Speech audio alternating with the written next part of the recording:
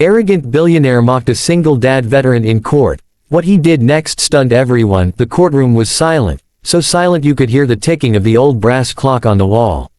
All eyes were on the man in the crisp designer suit standing confidently before the judge, his smirk practically dripping with arrogance. Across from him stood a weary-looking man in a faded military jacket, his hands trembling slightly as he clutched a worn folder. The contrast between them was striking, the billionaire, sleek and untouchable, and the veteran, humble and battle-worn. No one knew that by the end of this hearing, the tables would turn in the most unexpected way imaginable. The billionaire was Richard Hale, CEO of Hale Industries, one of the wealthiest men in the state. He had a reputation for being ruthless in business, crushing competitors without remorse. The man standing against him was Daniel Brooks, a single father, former Marine, and part-time mechanic. Daniel wasn't there by choice. He was being sued for defamation after he spoke out about Richard's company dumping waste near his neighborhood's creek, a place where his little daughter, Emma, loved to play. Richard's lawyers had laughed when Daniel represented himself in court. He couldn't afford a lawyer, and legal aid was overwhelmed. "Your Honor," Richard said smugly, adjusting his gold cufflinks, "this man has spread false and harmful information about my company. We're a pillar of this community, not the villain he paints us as." His voice was smooth and confident, like a salesman who'd never been told no. Daniel took a deep breath. He wasn't used to speaking in rooms like this, under the cold gaze of a judge, but he had promised his daughter that he'd fight for what was right. "Your Honor," he began, his voice shaky but honest, "I'm not a lawyer. I'm just a dad who's trying to protect his little girl. The creek behind our home used to be full of frogs and fish. Then one day, it started to smell like chemicals. My daughter got rashes after playing near it. I just want to know why." Richard chuckled loudly, earning gasps from the small crowd in the gallery. "This is pathetic," he said. "You're blaming my company because your kid played in the mud. Maybe you should have spent more time being a father than playing detective." Laughter echoed briefly before the judge raised her hand for silence. Daniel's eyes burned with humiliation, but he stayed calm. He had faced worse: combat zones, loss, loneliness. Nothing could break him now. "Your Honor," he continued softly, "I brought something." He reached into his folder and pulled out several photos, images of dead fish floating in murky water, brown foam collecting along the banks, and a small pair of pink rain boots sitting abandoned by the creek's edge. The courtroom quieted. The judge leaned forward. "These were taken last week," Daniel said. "I sent water samples to an independent lab. The results are here." He handed over a sealed report. The judge opened it, her eyes scanning the pages. Richard shifted uncomfortably, the smirk fading from his face. "These tests show extremely high levels of industrial solvents consistent with waste from Hale Industries' processing plant," the judge read aloud. A murmur rippled through the courtroom.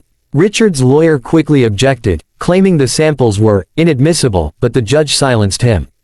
"You mocked this man," she said sternly, "but it appears he may have done your company's environmental department's job for them." Richard's jaw tightened. "This is absurd," he snapped. "My company complies with every regulation." "Then why," the judge interrupted, "do these results show contamination consistent with illegal dumping?" For the first time, the billionaire looked unsure. Daniel stood quietly, his heart pounding. He wasn't out for revenge, he just wanted someone to listen. The judge ordered an immediate investigation into Hale Industries. Reporters in the gallery scribbled furiously, their cameras flashing as Richard stormed out, refusing to make eye contact with Daniel. Days later, the story made national news. The investigation revealed that Richard's company had been secretly diverting waste into the creek to cut costs. Fines were issued, executives were fired, and Richard was forced to publicly apologize. But what stunned everyone most wasn't his downfall, it was what Daniel did next. When a reporter asked Daniel how it felt to bring down a billionaire, he shook his head. "I didn't bring him down," he said softly. "The truth did. I just stood up for my daughter and our home." A few months later, a new sign went up near the restored creek. Emma's Park, dedicated to all who protect what's right. It was funded not by the government, but by donations from people across the country who had been inspired by Daniel's courage. One morning, as Daniel watched his daughter play near the clear water again, a sleek black car pulled up. To his surprise, Richard Hale stepped out. He looked different, no suit, no arrogance. Just a man who had learned a hard lesson. I came to apologize, Richard said quietly. Not just because I was caught, but because I was wrong. You reminded me of something I lost along the way, integrity. Daniel nodded, wary but polite. It's not me you owe it to, he said, glancing at his daughter. It's her. And all the kids who deserve a clean world to grow up in. Richard swallowed hard, then handed Daniel an envelope. Inside was a check, not to Daniel, but to fund veteran support programs and environmental cleanup efforts. You don't have to take it, Richard said. But I want to start making things right. Daniel hesitated, then smiled faintly.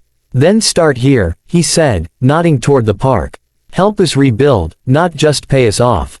And that's exactly what happened. The arrogant billionaire who once mocked a single dad became one of the biggest advocates for veterans and environmental reform in the state. As for Daniel, he never sought fame or fortune. He just wanted to show his daughter that courage isn't about power or money, it's about standing up, even when you're standing alone. In the end, the world saw two transformations, one man's redemption and another man's resilience. The court case that started with mockery ended with respect, and the message was clear: no one is too small to make a difference, and no one is too powerful to be humbled by the truth.